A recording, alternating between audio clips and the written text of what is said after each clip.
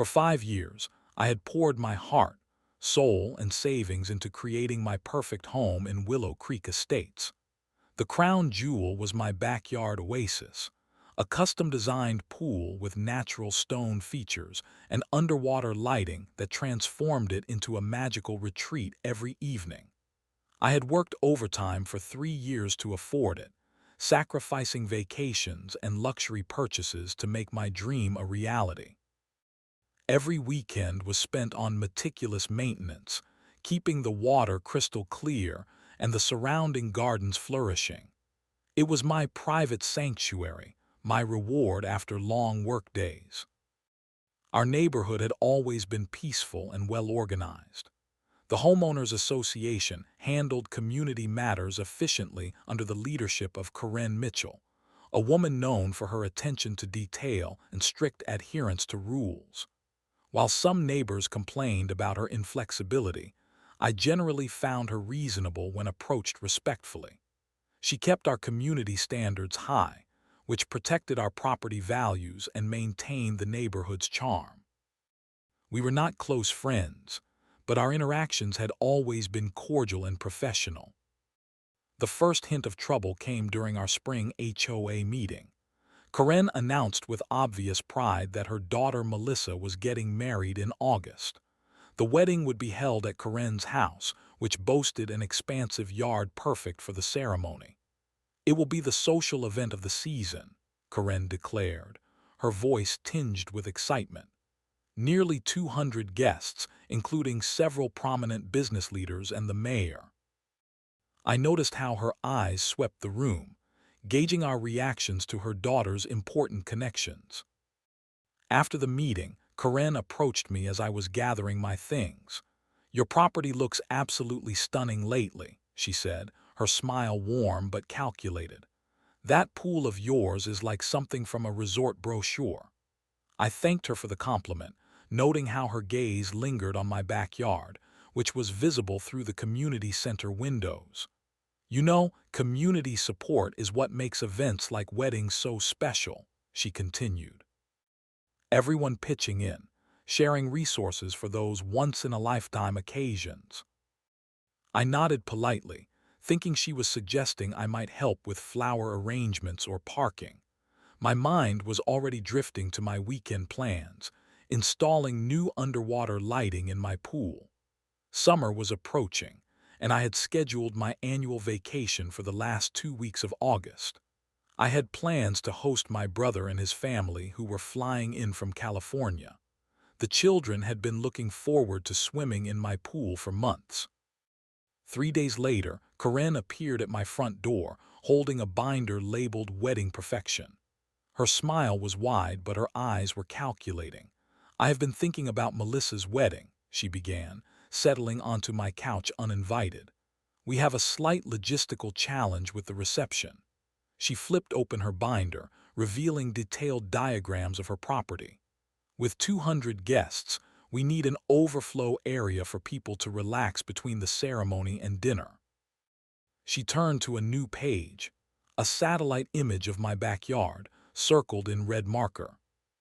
"Your pool area would be perfect for hosting about 50 guests," Karen said, her tone suggesting this was already decided. "Just for a few hours. The younger crowd would love it." She looked up at me, her expression a practiced blend of friendly and expectant. "So what do you say? Will you help make my daughter's wedding day perfect?" The request hung in the air between us. I took a deep breath, organizing my thoughts before responding. As much as I wanted to maintain good relations with the HOA president, loaning out my private pool to 50 strangers was not something I could agree to. "Karen, I am flattered that you think so highly of my backyard," I began carefully, "but I have to decline. My insurance policy does not cover large gatherings of people I do not know personally. If someone were injured, I would be legally liable." I kept my tone gentle but firm. "Additionally, I have family visiting that week who have been planning to use the pool. My brother and his children are flying in from across the country." Karen's smile remained fixed, but something hardened in her eyes. Insurance concerns can be addressed. My daughter can add your property as an extension to her wedding insurance policy." She waved her hand dismissively. "And surely your family would understand the importance of a wedding. They could swim the next day." "I am sorry, but it is not just about insurance," I continued. "It is a matter of privacy and personal boundaries. My backyard is not a public venue. Perhaps the country club has space, or there are several lovely event venues in the area that specialize in wedding receptions." I pulled out my phone, genuinely trying to be helpful. "I can send you some recommendations if you like." Karen closed her binder with a S. "Nap, I see." Her voice had cooled considerably. "I thought you understood the importance of community spirit here in Willow Creek. When neighbors help each other during special occasions, it strengthens our bonds." She stood, smoothing her impeccable linen pants.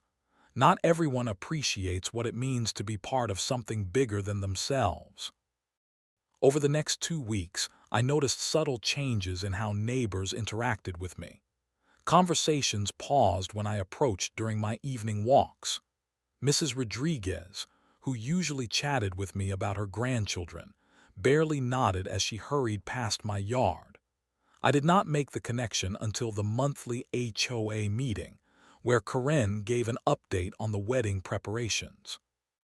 "Most residents have been wonderfully supportive," she announced, her gaze sweeping across the room before landing meaningfully on me. "However, we have had some disappointing responses from individuals who seem to prioritize personal convenience over community celebration.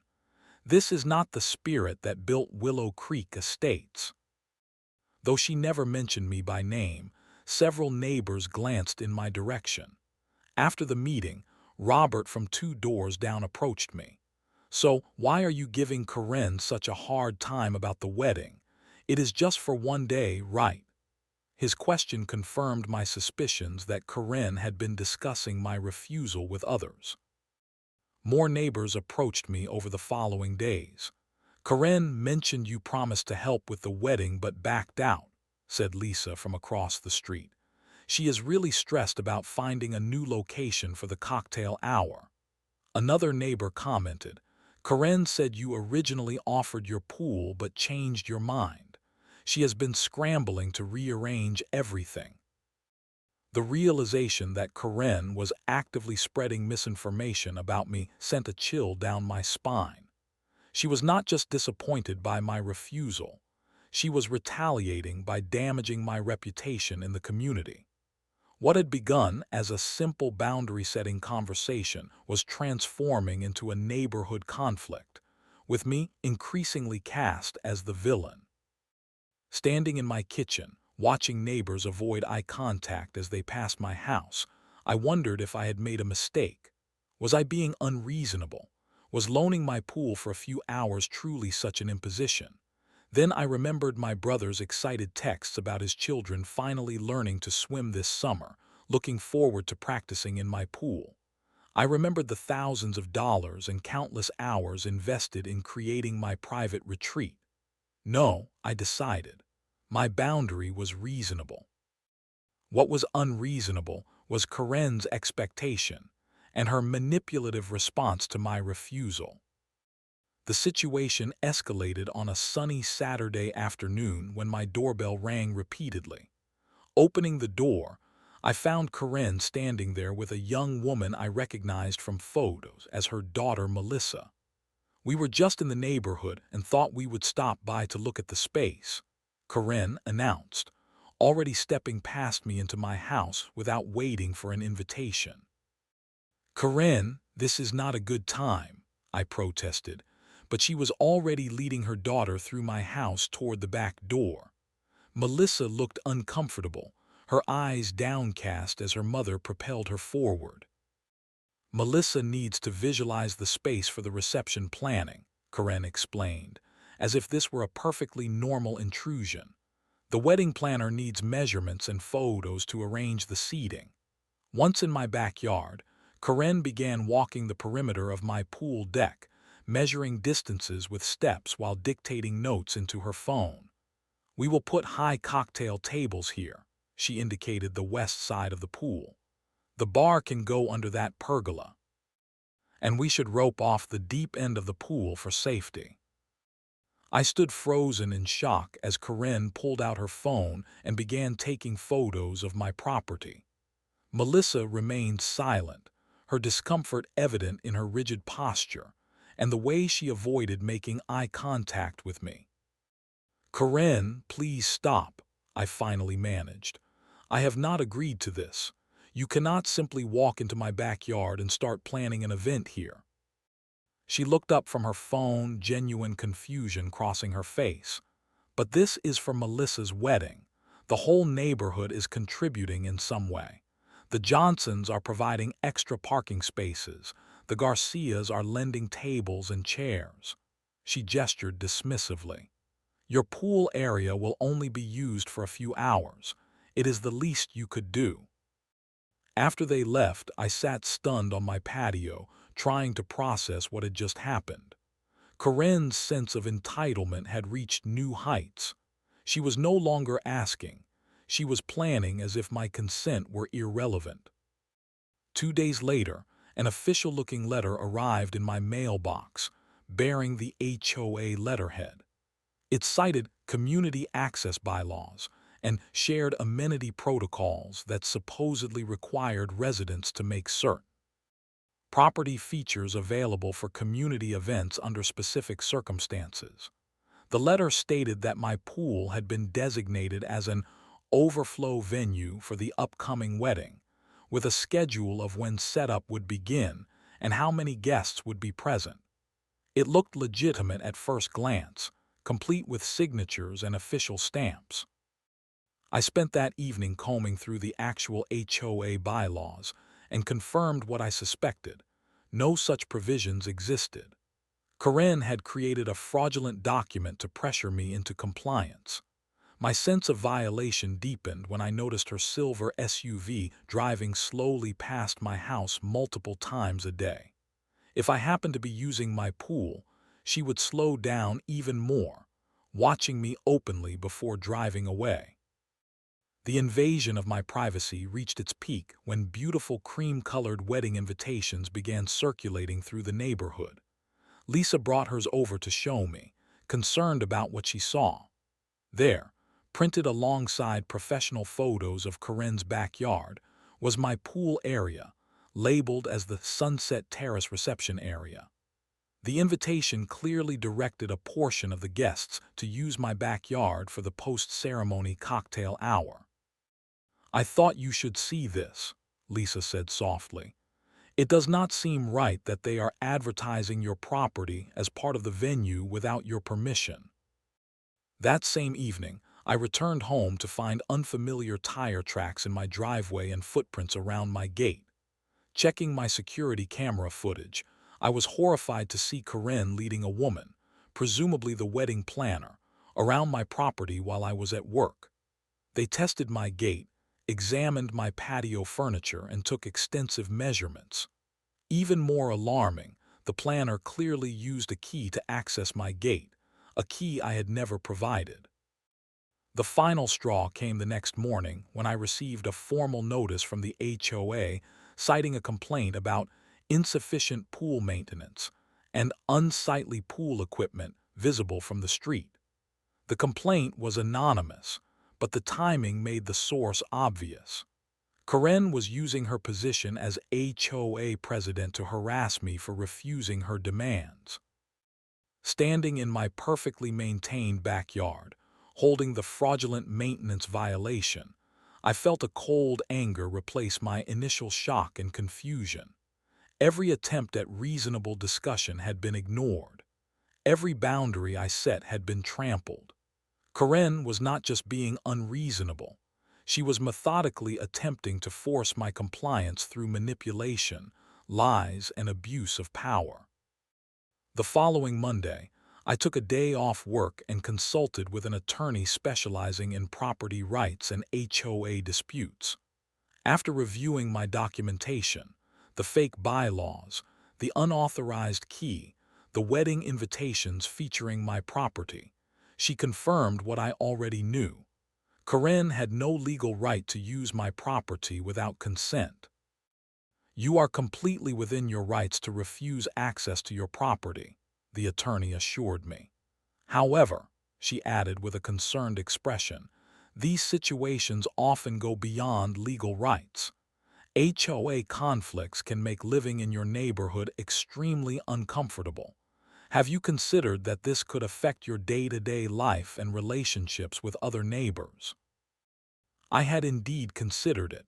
The sideways glances, the whispers, the growing sense of isolation were already affecting my daily life. But the alternative, surrendering my private space to someone who had lied, manipulated, and violated my boundaries, seemed far worse. That evening, another HOA meeting was scheduled. I arrived early, prepared to address the false violation and clarify my position regarding the wedding. However, before I could speak, Karen took control of the meeting with a bright smile. I have wonderful news regarding the wedding preparations, she announced. All logistical issues have been resolved. The pool area situation has been handled, and everything is proceeding smoothly for the August celebration. She nodded in my direction with a smile that did not reach her eyes. We appreciate everyone's cooperation in making this special day perfect. Several neighbors turned to look at me, nodding approvingly. They clearly believed I had changed my mind and agreed to Karen's demands. Before I could correct this misunderstanding, Karen swiftly moved on to other agenda items, effectively silencing me without seeming to do so. The next morning brought another shock. A large delivery truck pulled into my driveway. Two men began unloading stacks of folding chairs and tables. "Wait, there must be some mistake," I called out, rushing from my front door. "I did not order any furniture." The delivery man checked his clipboard. "This is for the Mitchell wedding, right? We were told to deliver the reception furniture to this address. Setup is scheduled for next Thursday." After sending the confused delivery men away, I received 3 more calls that day from a portable bar service, a lighting company, and a tent rental business, all confirming details for installations at my address for the wedding reception. Karen had given my address to multiple vendors without my knowledge or consent. Furious and feeling increasingly violated, I drove to Karen's house that evening. The confrontation that followed revealed the true extent of her manipulation. "You have no right to schedule deliveries to my home," I stated firmly, standing on her porch. "And you certainly have no right to distribute copies of my gate key to strangers." Karen's pleasant facade finally cracked. "Everyone has already been told the reception will include your pool area. The invitations have been sent. The vendors have been booked." Her voice rose with each sentence. "Do you have any idea how you are making me look? How you are affecting my daughter's special day?" "I never agreed to this, Karen. I have said no repeatedly. Why would you tell people I had agreed?" "Because I knew you would eventually say yes. Everyone else in this neighborhood understands community spirit. Everyone else has contributed without this selfish drama." Her eyes narrowed. "Let me make something very clear. As HOA president, I can make your life very difficult.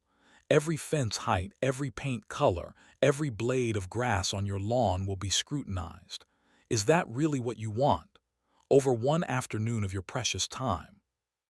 I was about to respond when a voice from inside the house interrupted us. "Mom, what is going on?" Melissa appeared behind her mother, looking confused. "Who are you talking to?" "Just handling some wedding details, sweetie," Karen replied, her tone instantly softening. I looked at Melissa directly. "Did you know your mother is planning to use my backyard and pool for your wedding reception, against my wishes?"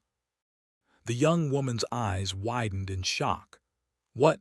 No, "Mom, you said all the venues were confirmed and everyone was happy to help." Her face flushed with embarrassment. "You told me the pool area belonged to our family friends who were excited to host." Karen's expression tightened as she turned to her daughter. "Go back inside, Melissa. I am handling this." Once her daughter had reluctantly retreated, Karen faced me again. "You have no idea what planning a wedding of this caliber involves. I will not let your selfishness ruin my daughter's perfect day." I returned home that night with my mind racing. Karen was not going to back down. She had invested too much in her lie, told too many people, made too many arrangements. Reasoning had failed. Legal warnings had failed. Even exposing her lies to her own daughter had failed to deter her. Standing at my poolside that evening, watching the underwater lights create rippling patterns across the surface, I made my decision.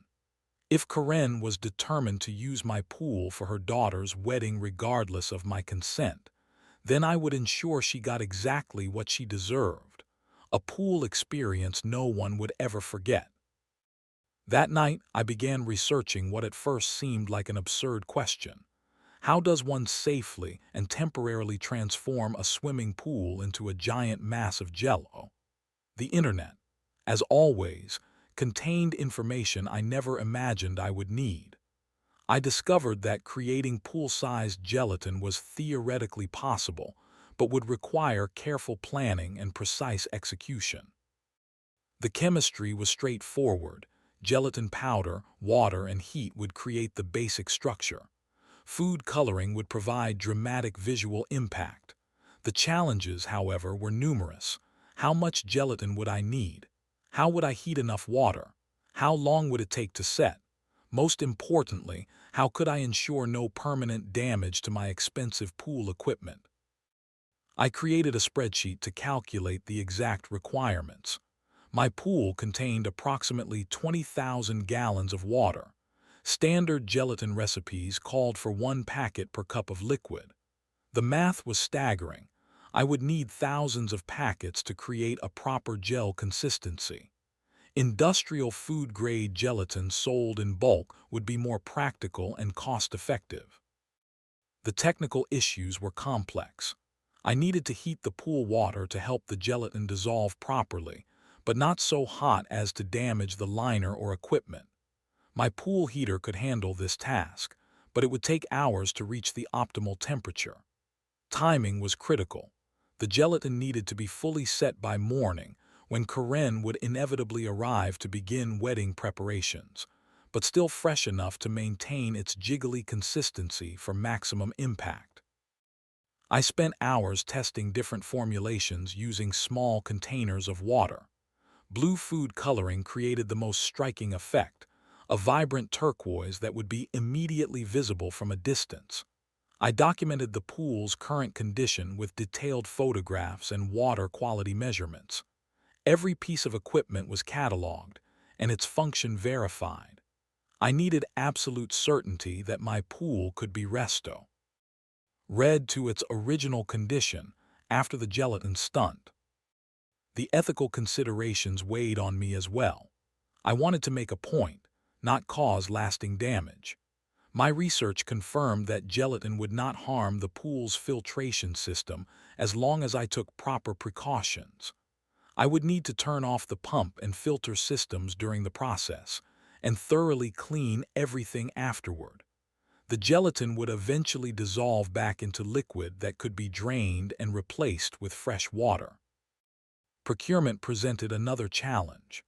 Buying massive quantities of gelatin from a single store would attract unwanted attention in our small community.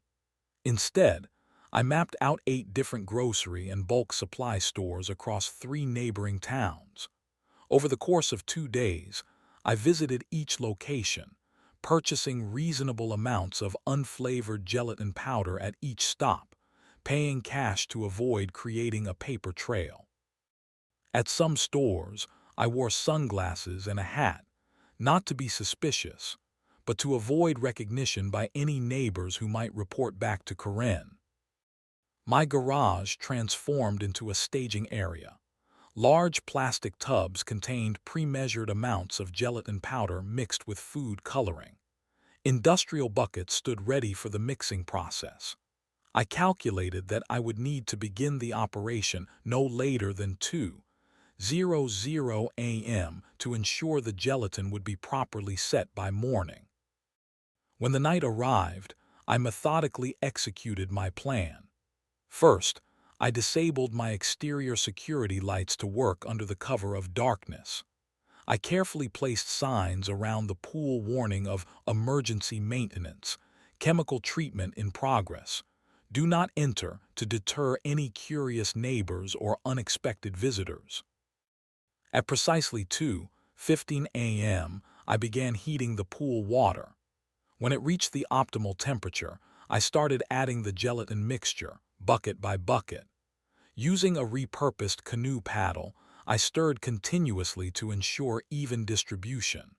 The blue color spread through the water like ink, transforming my crystal-clear pool into an opaque cerulean mass. Hour after hour, I worked in silent determination.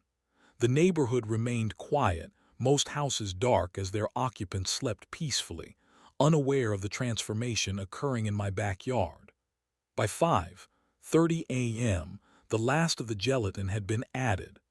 I checked the temperature and consistency one final time before collapsing into a patio chair, exhausted but satisfied. As dawn broke, I watched with a mixture of anxiety and anticipation as the pool's surface began to change. The liquid became thicker, more viscous. By 7:00 a.m., gentle ripples no longer formed when the morning breeze passed over it. By 8:00 a.m., the surface had developed a subtle sheen and a slight resistance when touched with the testing rod. My pool was no longer a pool. It had become possibly the world's largest serving of blue Jello. I showered, changed into fresh clothes, and prepared a pot of coffee. Then I positioned myself by my front window, camera phone ready, waiting for Karen's inevitable arrival. The countdown to wedding day chaos had begun, and I was finally ready. Karen's scream echoed through the neighborhood at precisely 9:17 a.m. I had been watching through my blinds as she marched purposefully up my driveway, clipboard in hand, wedding planner and two assistants trailing behind her. They had let themselves through my gate with their unauthorized key, heading straight for the pool area to begin setup. From my vantage point, I watched their approach to the pool's edge. Karen gestured emphatically, pointing to where tables should be placed. Then she froze, her hands suspended in midair. Even from a distance, I could see her body stiffen as she processed what she was seeing. The scream that followed was theatrical in its volume and duration. I calmly walked outside, coffee mug in hand. "Good morning, Karen. Is something wrong?" I asked innocently, approaching the group now clustered at the edge of my pool. Where crystal blue water should have been, a solid mass of vibrant blue Jello quivered subtly in the morning sunlight. The consistency was perfect, firm enough to hold its shape, but with the distinctive wobble that made its nature unmistakable. "What have you done?" Karen's face had lost all color.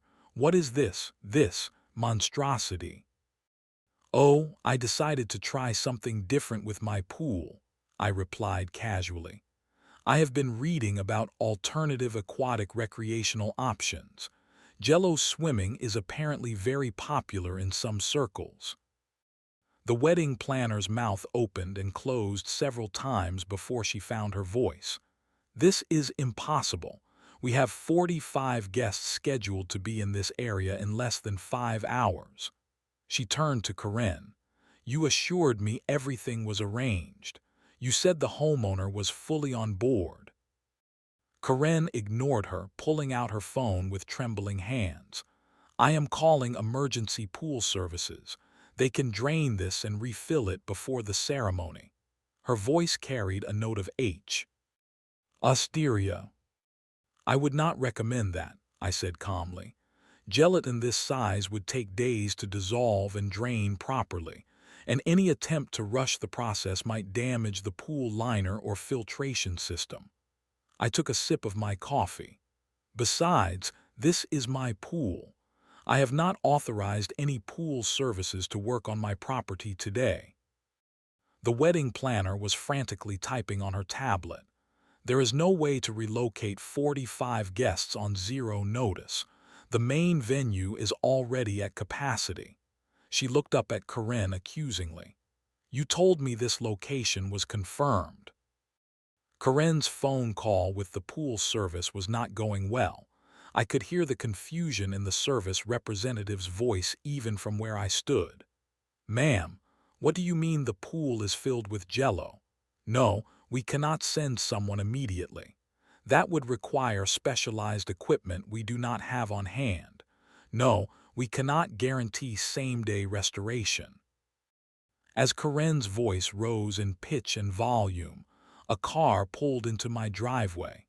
Melissa stepped out, elegant in a simple dress, clearly ready for a day of pre-wedding preparations. Her expression shifted from confusion to horror as she took in the scene before her. Mom, what is happening? She asked, approaching the pool area. Why are you all at? Her voice trailed off as she caught sight of the transformed pool. Is that Jello? Your mother has been planning to use my backyard and pool for your wedding reception, I explained gently. Despite my repeated refusals, she distributed copies of my gate key to her vendors, scheduled deliveries to my home, and even created fake HOA documents claiming I was required to allow it. I gestured to the blue Jello expanse. I decided to make a point about respecting private property. Melissa turned to her mother, her expression a mixture of embarrassment and growing anger. Is this true? You told me the pool area belonged to your friend who was happy to host. You said everything was arranged properly. Karen's composure finally crumbled completely. Everything was under control until this. This sabotage. Your wedding day is being ruined because of this selfish, unreasonable person who refuses to be part of our community. She pointed an accusing finger at me. One afternoon, that is all we needed. By now, several cars had pulled up outside my house. Early arriving wedding guests, drawn by the commotion, gathered curiously at the edge of my property. Men in suits and women in formal dresses stood awkwardly witnessing the unfolding drama. I need everyone to leave my property immediately, I stated firmly. This is private property, and none of you have permission to be here. You cannot do this, Karen sputtered, her carefully applied makeup now streaked with tears of frustration. Do you have any idea how much planning has gone into this day? How important this is? The mayor is coming. The CEO of regional banking is a personal friend of my husband. Karen, I responded calmly, what happens in my pool is entirely my decision. I never gave permission for my property to be used in your daughter's wedding. Not once. You chose to ignore my clear boundaries and proceeded as if my consent did not matter. The wedding planner was already on her phone, frantically calling alternative venues. Melissa had pulled her mother aside, their heated conversation partially audible as Melissa demanded explanations. The gathering crowd of guests murmured among themselves, some looking embarrassed, others barely concealing their amusement at the spectacle. Throughout the chaos, I maintained a position of calm authority. When questioned by confused guests, I simply explained that I had never agreed to host any portion of the wedding. When the wedding planner asked if there was any way to work around the Jello pool, perhaps setting up tables on the far side of the deck, I politely but firmly declined. Karen's attempts to explain the situation to arriving guests became increasingly desperate and contradictory. There was a miscommunication, she told some. We are victims of sabotage, she told others. The truth became unavoidably clear to everyone present. Karen had planned an event on private property without the owner's consent, and her plan had spectacularly backfired. The day after the wedding, which ultimately proceeded with a hastily rearranged reception at Karen's house, my doorbell rang. Opening the door, I found Melissa standing there alone, her expression somber. "I came to apologize," she said quietly. "I had no idea my mother was planning to use your property without permission. I am mortified by her behavior." She twisted her hands nervously. "The wedding was challenging, but that is not your fault. My mother's actions were inexcusable."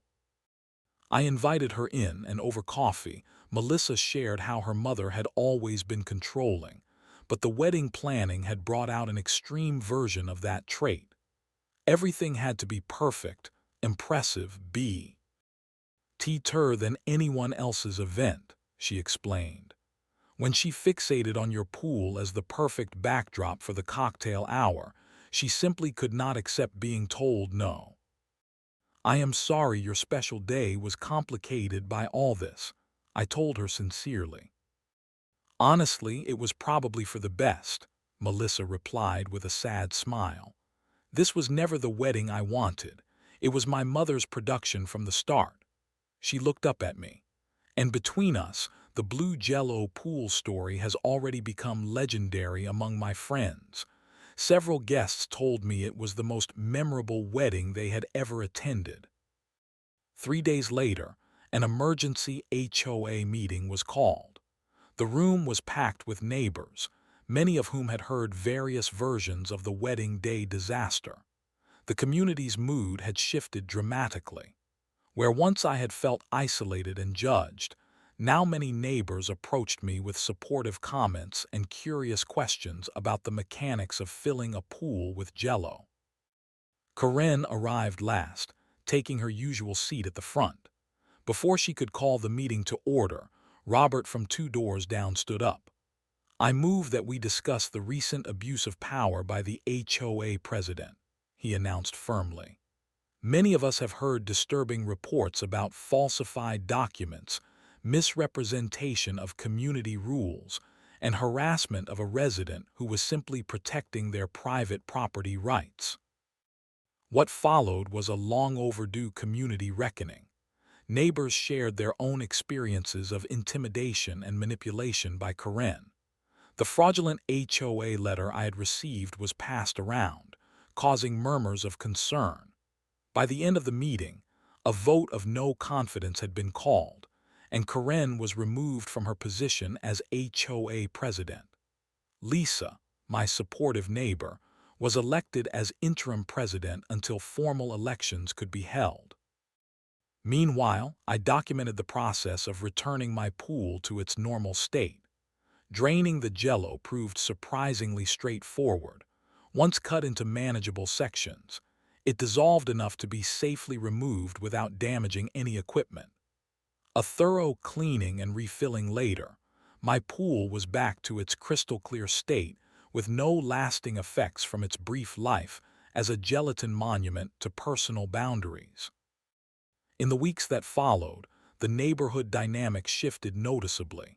Neighbors who had previously avoided me now stopped to chat during evening walks. Several admitted they had felt pressured by Karen to ostracize me but had been uncomfortable with her tactics. "She made it sound like you had promised to help, then cruelly backed out at the last minute," explained Mrs. Rodriguez. "None of us knew she was planning to use your property without permission." Karen herself was rarely seen after the incident. Her silver SUV remained parked in her driveway most days. When we did cross paths at the grocery store, she would quickly turn down another aisle to avoid contact. 6 weeks after the wedding, a for sale sign appeared in front of her house. She moved out 2 months later, reportedly relocating to a different suburb without saying goodbye to anyone. The following summer, I hosted the neighborhood's first official pool party. Under the new HOA leadership, community events were now properly planned with transparent communications, and respect for personal boundaries. My once private sanctuary had become a gathering place by my choice, on my terms, a distinction that made all the difference. Floating in my pool on a perfect June afternoon, surrounded by neighbors who had become genuine friends, I reflected on the unexpected journey. Standing firm on my boundaries had been difficult and isolating at times, but ultimately transformative for our entire community. Where Karen had tried to force connection through manipulation and entitlement, authentic relationships had now formed based on mutual respect. The story of the Jello pool lives on in neighborhood lore, retold at barbecues and block parties with increasing embellishment. Some versions claim the Jello was 20 feet high, others insist it was visible from space. I never correct these exaggerations. After all, legends serve a purpose. This one reminds us that personal boundaries matter, that no one is entitled to what belongs to someone else, and that sometimes the sweetest revenge is simply standing your ground.